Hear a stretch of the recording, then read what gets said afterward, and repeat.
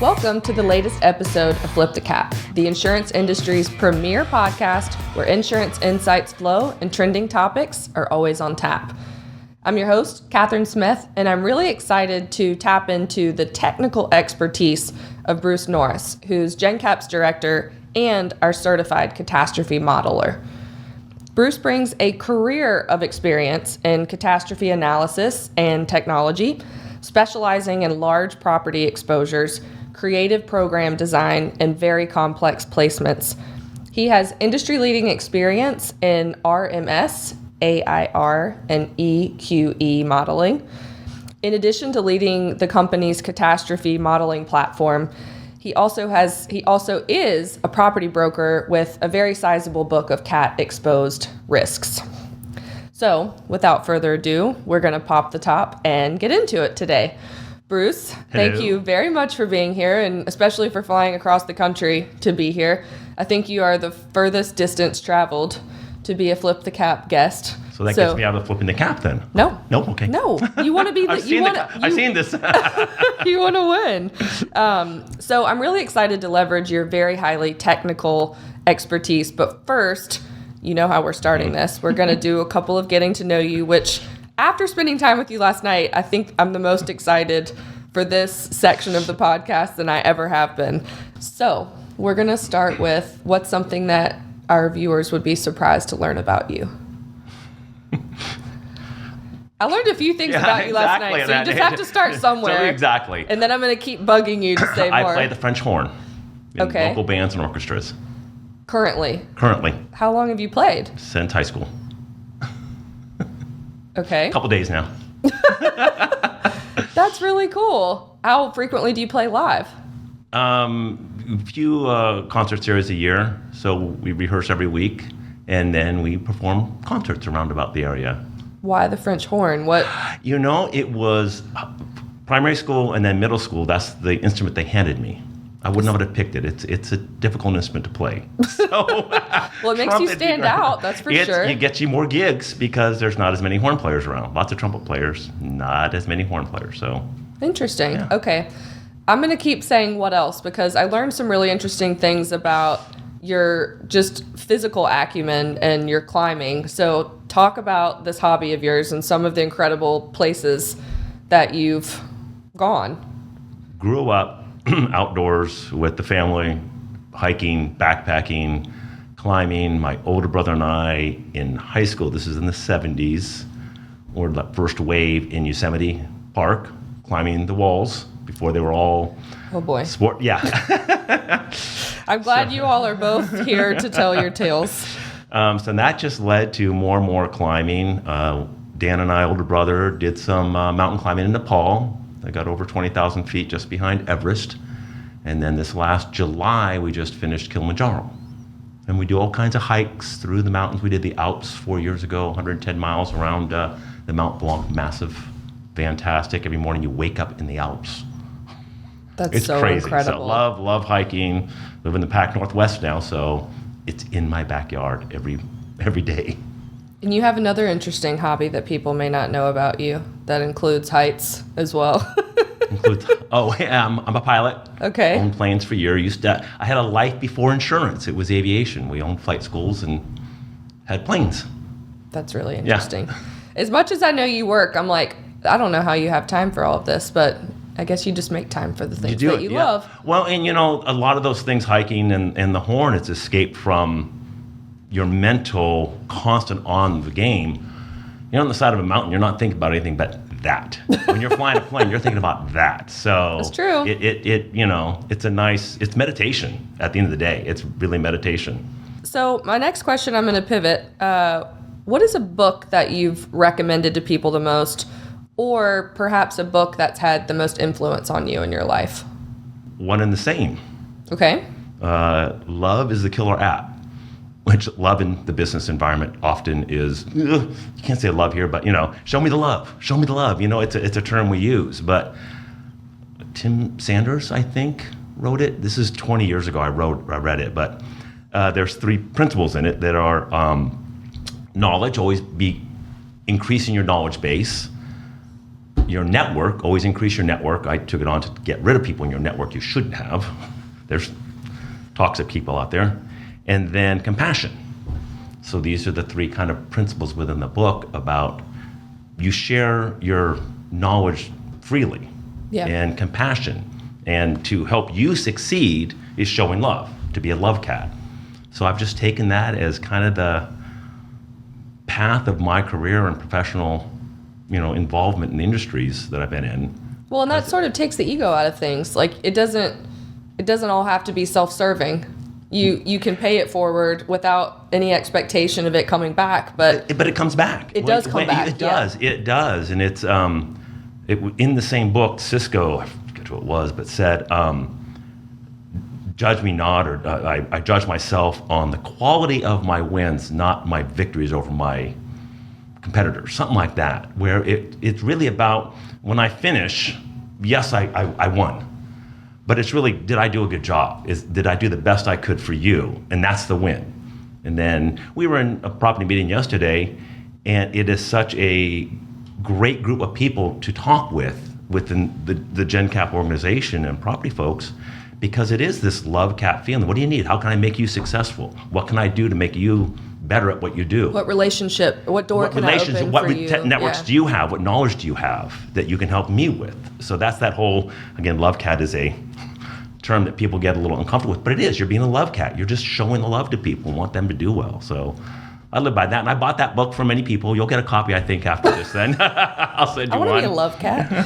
You can be a love cat. You can be a we love cat. We always say in marketing that we're Gen Cats. Gen Cats. We can be loving Gen Cats. I don't know. We'll figure out how to incorporate it. Who's one person that you admire the most, dead or alive? That's Dad. Papa. Okay. We all call him Papa. Is he? He's passed. Okay. He passed a number of years ago. But yeah, he's the one that, what we're talking about, he's the guy that inspires to be outside, to climb mountains, to go there. He was in Nepal climbing mountains when we were still in high school. And he encouraged you to approach risks, not to avoid approach risks and enjoy it and get out there and, live the game. Don't just watch the game. So smart man, wrote books, pilot. He designed the lunar foot on one of the Apollo missions when it went on the moon. That was, wow. She was engineering. That was his gig. That's he designed really cool. the interface for the TOW missile, which nobody knows about. If you're old enough, you'll know. But this is what he did at Hughes, and he worked for United.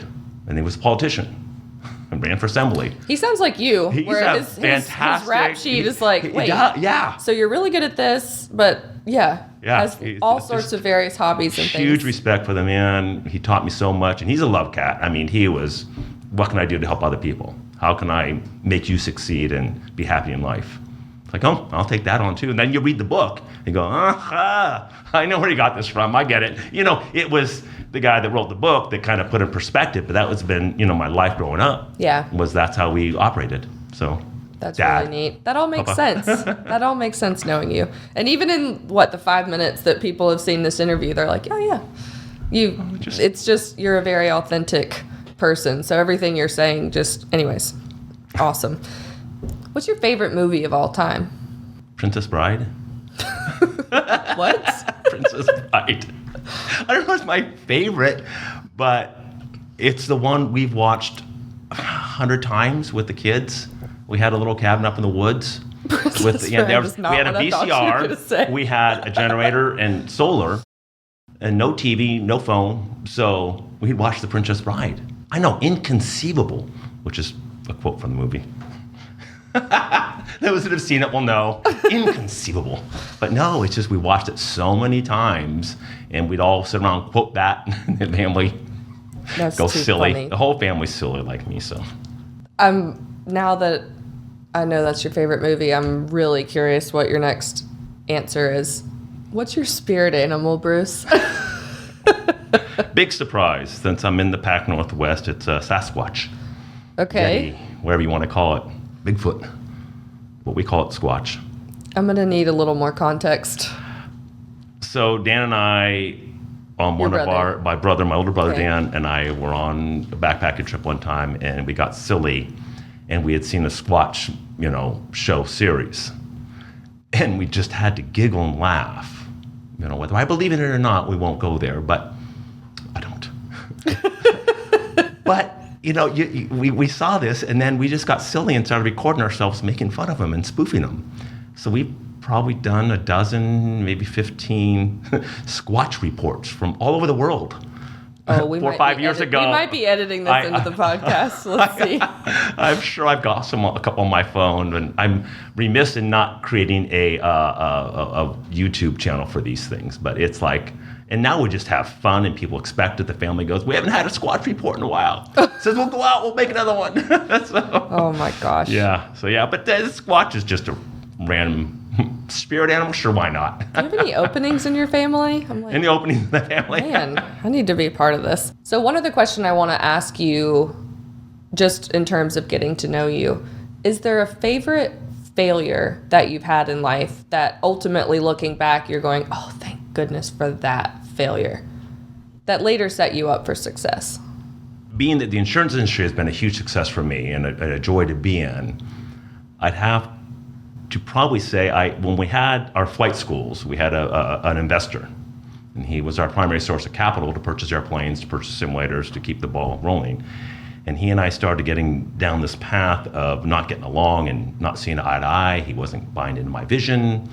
And I think my failure was I got so upset, I lost my temper, which I don't do, and he got me to that point that I told him to stick it, in other words, and had to resign the next day. Tell the chairman of the board and your major investor to go jump off a cliff. So the failure, in answer to what you're getting at, is that I lost my temper and couldn't convince him what I needed to do. The best thing that happened, I did for a year or so, I did construction and odd jobs, worked at a home brew shop, learned to brew beer, it was great. And then the wifey says, it's time to get back to work, real work. So I went to the library. They call it the internet now. I went to the library to look for jobs. And there was this insurance opening in the building, in the parking lot for the YMCA I worked out at and swam at, and across the street from the kids' school. And my wife was about an hour and a half away on her commute. So we really wanted to be one of us near the kids. Okay, so this is in the parking lot, across the street from the kids' school. I bought insurance. I can sell insurance. So, cute story. I put a tie and jacket on, walked in the front door of the building because what I left before was so terrible emotionally that I wanted a happy place to be. So, put a tie and a jacket on, walked in and sat in the front in the lobby and watched people. Oh, can we help you, sir? What do you need, sir? Oh, I'm all set, thank you. Yeah, no, they've got me. I've got to take a coffee and everything. No, they were all friendly. They were getting along. They weren't yelling at each other. They were in a good mood. I went, okay, yeah, this is an environment I need to be in. Mm-hmm. They were love cats. They were having a great time, getting along. You could just tell by their interactions, again, they wanted success across the board. It wasn't a selfish, I've done better than you. So I went home and applied, and I'm in insurance. Happenstance to go, best thing that ever happened. So the failure led to one of the best things that happened to me. Now my wife works for the company, and our daughter works for the company. Jencap has 3 of us on staff. I think you guys should be the Jencats too. I don't know. Maybe that's your new family term there. We're going to take a quick break, and when we come back, we are going to have Bruce flip the cap. Deb and Roman are still at the top of the leaderboard. They've been there for several different episodes, so you have to be the guy to break Pressure's on. 2 tosses is the score to beat, and which means 1. Okay. And that's it. That's your only option to be at the top of the leaderboard. So we'll be right back. Flip the Cap is brought to you by Jencap. Jencap is one of the largest wholesale intermediaries in the United States with expertise in wholesale brokerage, binding authority, and program management. Jencap has specialized divisions and affiliate companies that provide niche expertise, unparalleled market access, and nationwide influence. Encompassing expertise from every corner of the industry, Jencap is the ultimate award-winning insurance family. Put Jencap to work for you. We're back, and you're tuned in to Flip the Cap, the insurance industry's premier podcast. I'm joined by special guest Bruce Norris, who is the director of Jencap and a certified catastrophe modeler. Coming up, Bruce is going to really dig into the ins and outs of CAT modeling and some of the trends that are really impacting the property space as it relates to these models. You don't want to miss it. But first, I have a feeling you don't want to miss this either. So we're going to have Bruce flip the cap, as all of our guests do. I know you've watched the show. I have seen it. And the score to beat, as you guys see on the leaderboard, is 2. No so pressure. You really only get one chance to be at the top of the leaderboard.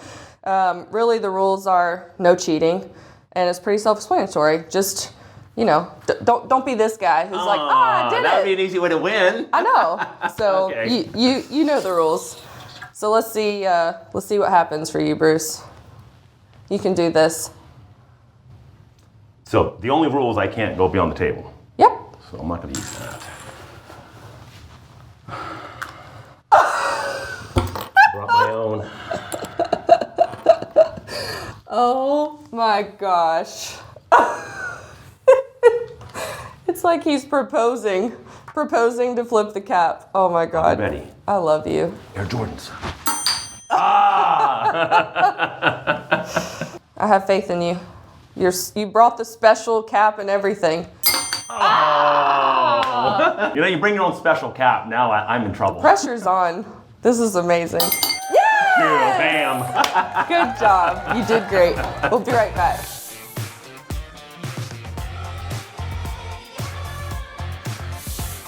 Just to set the foundation for this conversation, talk to our viewers about what CAT modeling is at the highest level and how that data is used in the insurance industry. Years and years ago, 90s, when the personal computer was coming out, before that, everything was done manually. And you'd kind of go, well, you probably have a 30% chance of losing X amount of dollars. Then with the advent of the personal computer, they started developing models to simulate events, earthquakes, hurricanes, whatever. So that became more and more popular and it gained momentum. And now the industry uses it to price from, to set limits, to build programs from, to understand where the risk is, and then how to mitigate or transfer that risk. So those models have grown up. And now they're worldwide. It's earthquake, it's hurricane, it's tornadoes, it's winter storm, it's terrorism models, work comp models. I mean, the whole gamut of what we can simulate and then help us understand that risk and then better prep ourselves and our insureds and the markets for it. So in your world, what models are used? At Jencap, we have 2 models, the predominant ones in the industry, RMS and AAR. So we use both those within our modeling group. And there's other models, proprietary models, but those are the 2 that are most pronounced in the industry right now. Okay. And the data from those models, how is it leveraged? 2 directions from where we would model it. You would take it to the insured and help them understand their risk, maybe help set limits, help look at critical facilities, in which are, this is your data center and it's in harm's way, shall we move it to Sacramento? Help them mitigate. If this is the big exposure, can you put money in that facility, mitigate the risk rather than transfer the risk? So educating them on their risk, the insured themselves. And then the other direction, as we set a program together, help us understand how to best design a program. We can then go to the carriers and say, here's our vision of where it is, here's what we think the losses are. And if we're in disagreement, we can have a great conversation about, well, where are we getting off the line together here? Some terms that get thrown around a lot are PML and AAL. So what do these really mean? Let's break this down. PML is used in so many ways. PL, possible loss, probable maximum loss is the PML you're referring to. And there's different variations on what that means, but it's the potential loss. It's what am I looking at? If I've got $1 billion in California assets, I'm not going to buy $1 billion of earthquake insurance. Right. Okay, so you run the model, grab a probable maximum loss at a certain threshold. So maybe, $100 million is a good purchase for you based upon your spread of risk and what the simulation comes up with. So that's the PML. That makes sense. Okay. The AAL, average annual loss, is a number that's derived from, these programs, and it tells us if you put money in the bank each and every year over, let's call it a 10,000-year span, you'll break even. $1 million in the bank, no loss. $1 million in the bank, no loss. $1 million in the bank, loss. Oh, now we're $10 million loss from negative $7 million. But you keep doing it. So that's the average annual loss over the long, long term.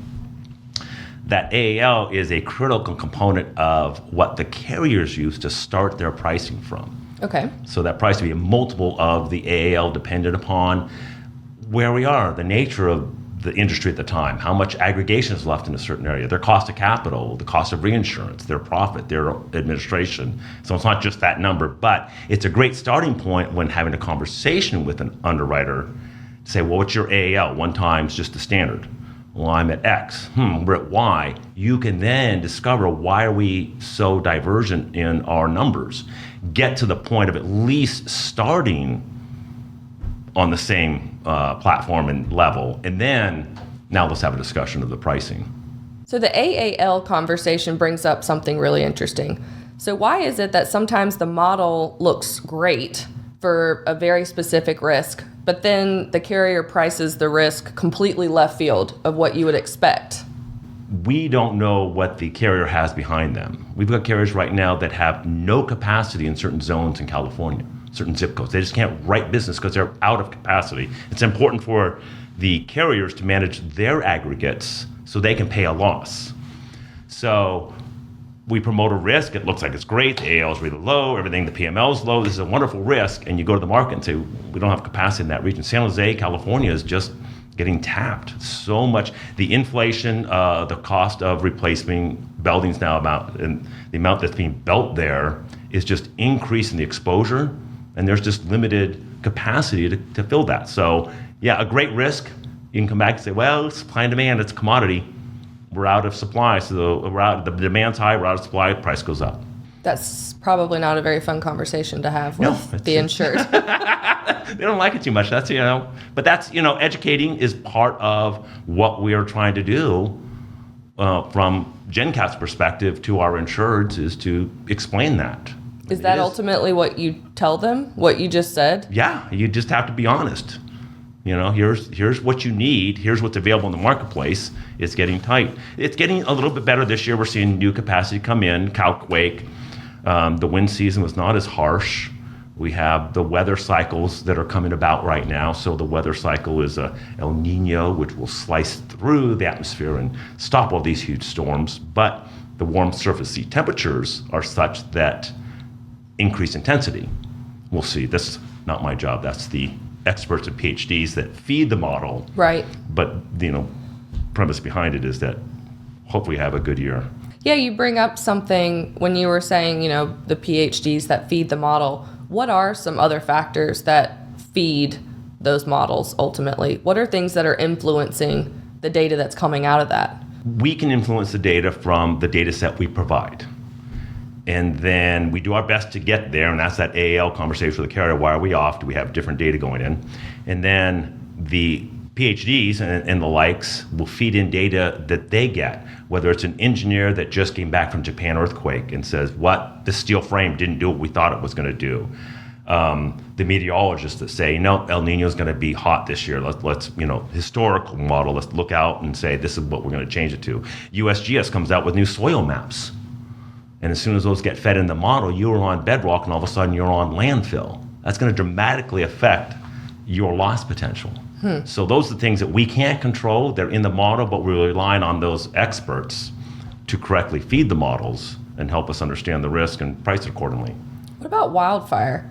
There's much less historical data of that trend than what's happening today. So where does that fit into the equation? Again, a big part of the weather change we're seeing. Look, California is underwater right now. A couple of years ago, they didn't have water. But then a couple of years ago, they had nothing but wildfires. And we have a model for it. Now it's out. It's available. It's pretty green still because we haven't gotten to test it a lot. And it hasn't been embraced and... it's a double-edged sword. You don't really want to test it because that means that means you had more losses. Yeah. But and then the carriers need to adopt it at some point. So it's unlike the earthquake, hurricane models, which have a great historical track record now, right or wrong. We've learned a lot from that. Wildfire is still pretty new, developing.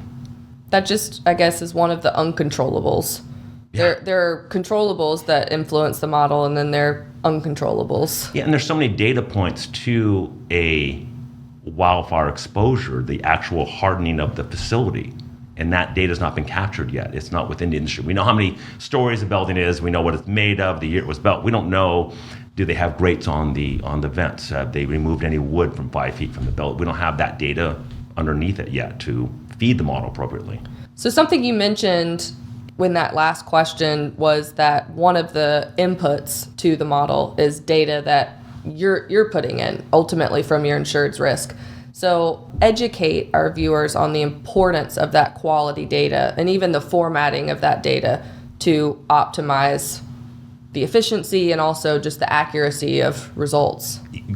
Yeah, it's so important to have a data set. It's an Excel file, but having a format that is friendly for the underwriter, because their stack of submissions are this big. And there's a lot of things you can do to get to the top of the pile. One of those things, a big part of it, if it's got a catastrophe exposure to it, is have a data set that's clean, complete, thought through.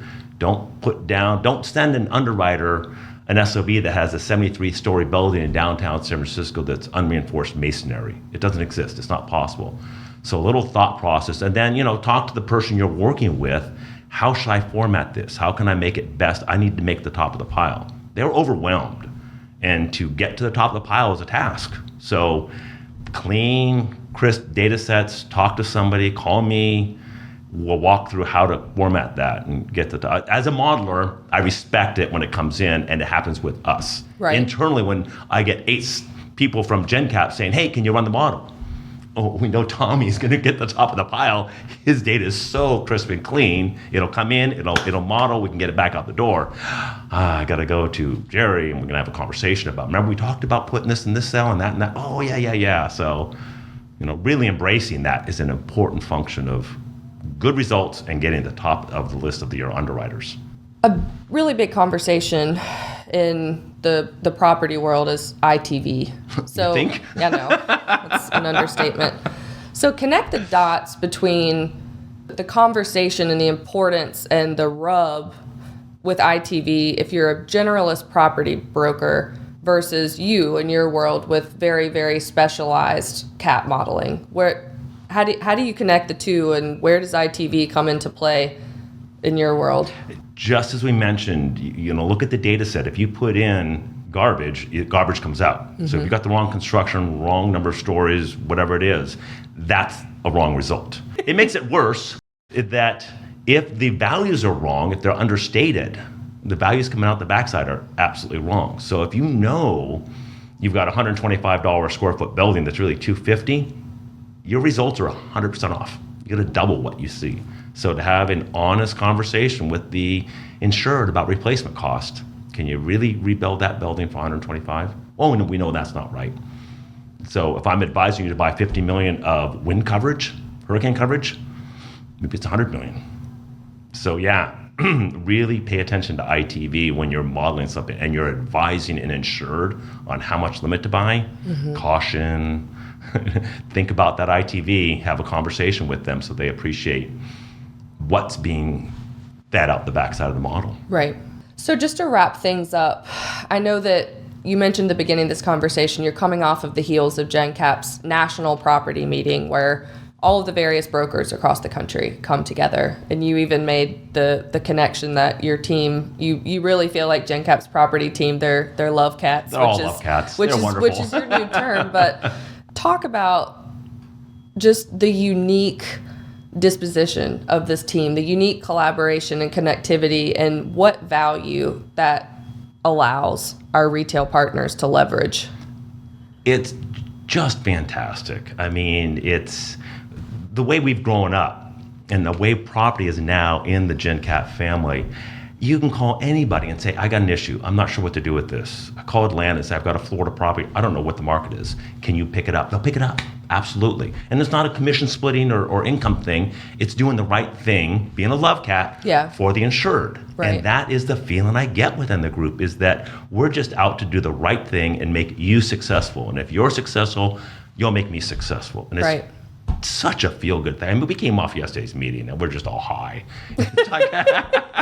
It was just fantastic. So I just love that feeling. And I've landed where I want to be, and it's just continued to growing. And Ben Beasley, our mastermind now of national property, is bringing this together and making it happen and making us talk and sharing the ideas and getting that network out there to each other, and getting that knowledge base out there. So I love that when they call me. Then our retail partners get to take advantage of that. You can talk to one person, and whether they're the right person or not, like, you know that you've got a bench. Yeah. You may not see the bench, but there's a bench, whether it's geographical expertise, whether it's a specific industry or line of coverage. It's like, hang on, I'll be right back. And you're getting the best of the best of the best of the best without having to talk to 9 different people. I love it when they call me, one of my fellow brokers calls me and says, can you get on the phone with the insured? We've got questions about the model.